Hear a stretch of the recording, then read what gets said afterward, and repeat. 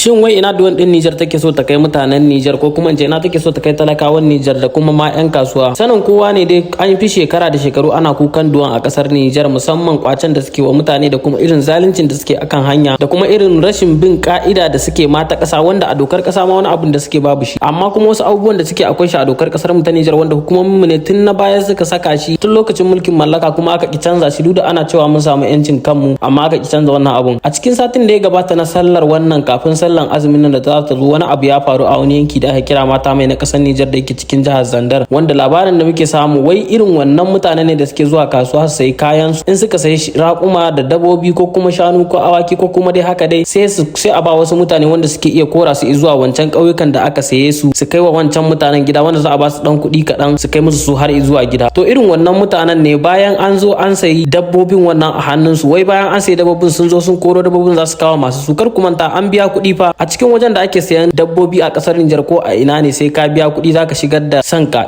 zuwa cikin kara, sannan sai ka biya kuɗi zaka iya fitar da shi, in baka da takardar fitarwa ba zaka iya ba. Sannan a wurin saidawa sai an yi muku receipt, ita ma receipt din nan kuɗi ne zaka biya gwamnati a nan ma. Kaga duk harajin da ake so ka biya a matsayin ka na dan kasa ka biya. To amma abin da aka saye shi a cikin kasar Nijar, ya girma kuma dan Nijar ne yayi shi, ya cancanci gwamnatin Nijar ta tsare shi, ta ce sai an yi mishi duwan, sai an yi custom misali, banda harajin da ya biya na takarda da na shiga da na fitar wannan, a ce kuma hallo wai sai ya sake biyan wani kuɗi wai na duwan. Shin menene ma duwan za ta ɗauka a cikin kuɗaɗen talakawan da suka yi kiwon dabbar da suka tara watanni da watanni ko shekaru da shekaru suka kawo ta kasuwa? Cikin wannan mutanen da aka kora wannan dabbobin, zan kunna muku labarin ku ji, duk da dai ba complete din maganganun da suka yi bane a cikin wannan audio, amma dai wai an bi su ne, an karɓo wannan dabbobin a hannunsu, wai hukumar custom ce ta kama, a matsayin wai hukumar duwan ce ta kama.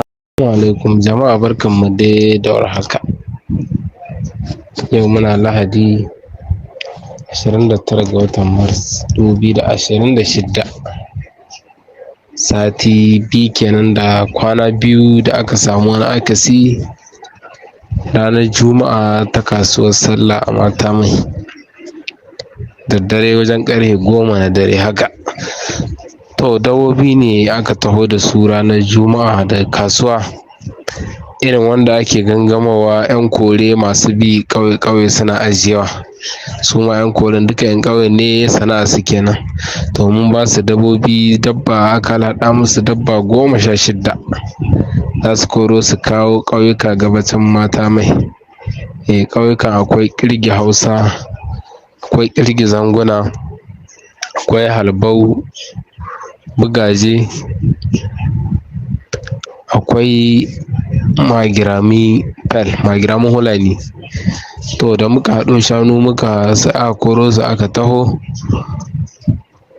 sun yi ɗan group 'yan koren su 3 ne a ciki. Akwai ɗaya ɗan Zangunan Kirgi ne ɗan koren, kuma akwai guda na wajen Kiru ne ma ɗan koren, da ɗaya kuma na Magirami ne. To 'yan kore da suka taho sun baro Mata Mai, hanya mai bi jikin makabarta, hanya ce ya shi ne ma haka dai aka biyo. To sun taho akwai wata rijiya tsakanin Mata Mai da Zangunan Kirgi, in ka taho ana ce mata rijiya Ali Dan da Gardi. To daidai rijiyar nan sun yi gaba, in ka taho akwai Hulani na Kirgi nan tsakaninsa da Kirgi Zanguna. To daidai nan mota ta tarda su, motar duwan. Mota da ta tarda su, ta ce musu aiko su ne aka yi su maida su. Ya magana da mota ta musu, mota ta ce an aiko su ne daga Mata Mai duwan, an ce su maida su, babu lahi. suka maida shanu duwan. Waye suka zo tun da sassafe ƙarfe 8 nan bakin duwan ta Mata Mai. Da suka zo bakin duwan suka ce ya ne kes yake ciki, ce mun sai haƙuri, kes prefe ne kuma prefe baya nan. Aka zattamna, sai duwan ya ce su je su ga prefe a ranar da magariba kenan.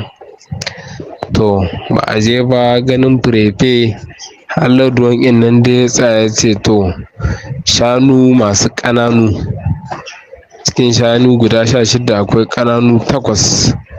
Duwan ya ce masu ƙananu 8 su zo su kama dabbobinsu gobe ranar ladi da safe tun karfe 8 ya ce zo su kama masu ƙanana yan ƙananan da ba su wuce ba 150 120 jika 100 wasu yan 80 ne ma haka suka zo da sassafe suka kora shanunsu suka tahi. To he masu manya guda 16 matan shanu da mazan shanu haka da matasa su ma ba manya kwarai sosai ba a cikin maraƙe ɗaya ne namiji na jika 320 kusan da 5 ma. Akwai saniya guda da aka saya ta yanka ta zangunan girgice ma za a kai ta a yanka a yankan sallah Allah bai yi ba sallah har ta wuce. Kuma akwai matan saniya guda wadda aka kawo ta ita ma ba mata ta ba aka sai da ita ma ta zangunan girgice. Sa'annan kuma akwai saniya guda ita an taya ta 235 Allah bai yi ba aka sai da aka gamo da ita aka koro aka maido. Sa'annan akwai maraƙe na wajen hulanin magirami maraƙa ce gare su saniya ce yan hulanin magirami kuma akwai wasu yan halabau bugaji nan yankin bugajen sabuwa su shanu 2 gare su kowanne dai a cikin shanun kowa ɗa guda ce gare shi. To shine he wanga ya ce to ku masu manyan wannan in ji cewa kumandan dabbobinku an meƙa su ga firefe ku je ku ga firefe kun ga firefe ba to da aka zo aka ji tun da safe aka ga firefe aka taho da masu gari na hulanin magirami da mai gari na zangunan kirki da masu shanu duka aka zo aka wa firefe magana yaya ne wajen shanu to firefe ce shi wannan shanu yanzu